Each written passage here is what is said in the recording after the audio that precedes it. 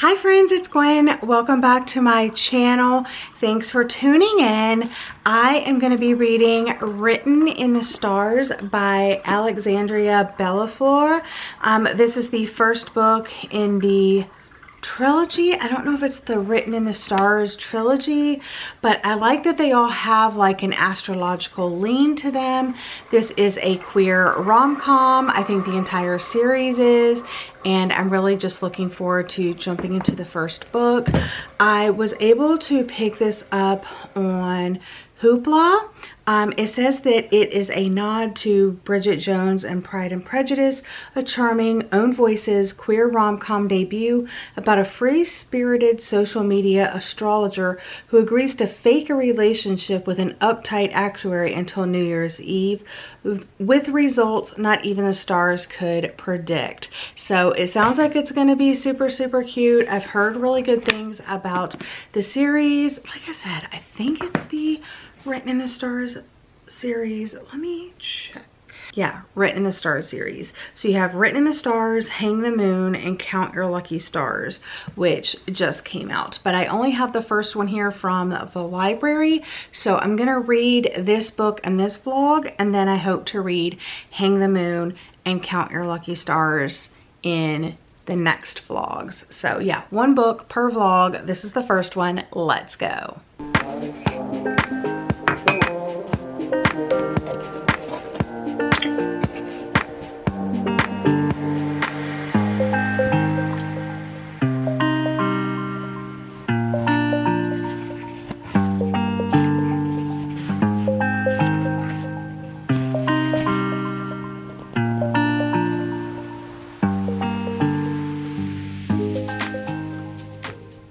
I'm on page 85 already, so I'm already like 23% into the book, and I thought I would update you with basically what the story is about.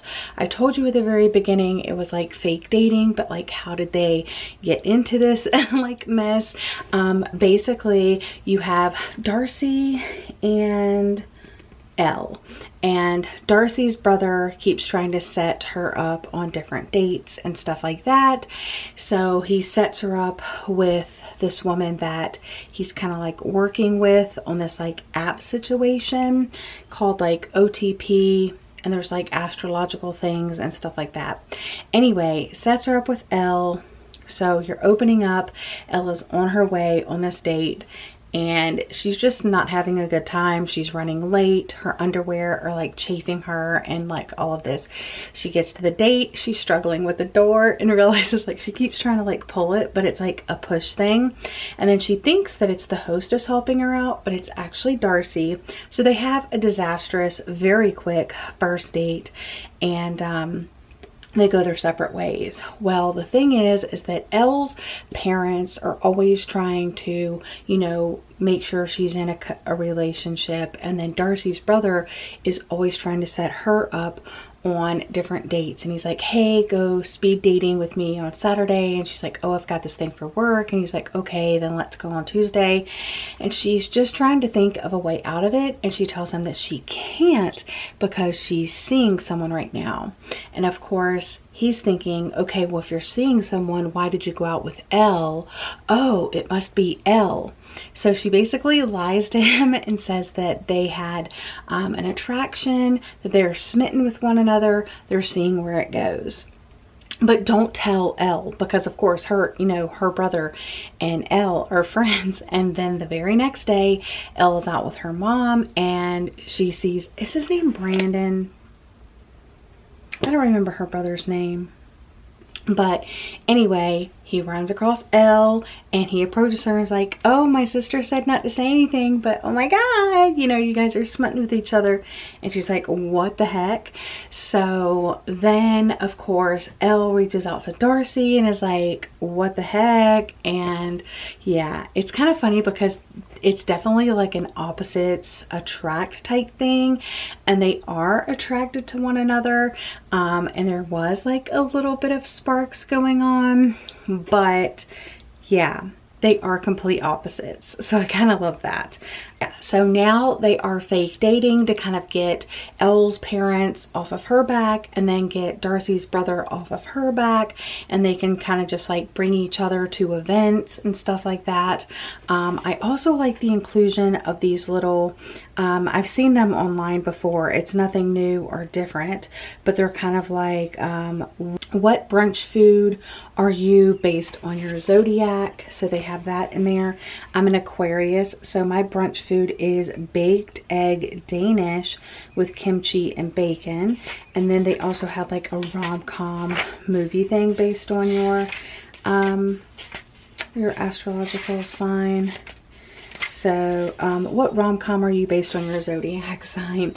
So I really do like those additions to the story, and yeah, I just think it makes it super fun, but I can't wait to see where it goes, and I will check in when I'm about 50% of the way through the book. And look who's laying on my pillow. Charlie. I was laying there.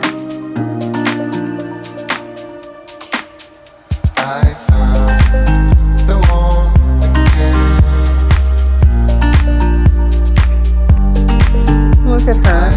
I mean,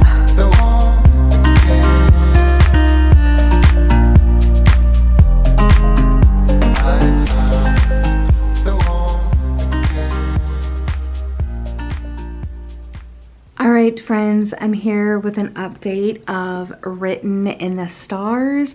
I'm 46% of the way through, which means I have made it to chapter 10, and I am flying through this. I'm not sure how I feel about it. It's not like blowing me away. It seems like it's going to be like an average rom-com, a super fun read, but I won't really think about it much after I read it. I think that if you are bisexual or a lesbian, you will probably really love this story. Seeing the representation is important, and I can acknowledge that. However, and I also do like the astrological, like little lists and stuff that they do, but I would continue, and I do plan to continue reading the books, but I'm gonna go ahead and keep on reading. Like I said, I'll probably finish this today because I'm flying through it.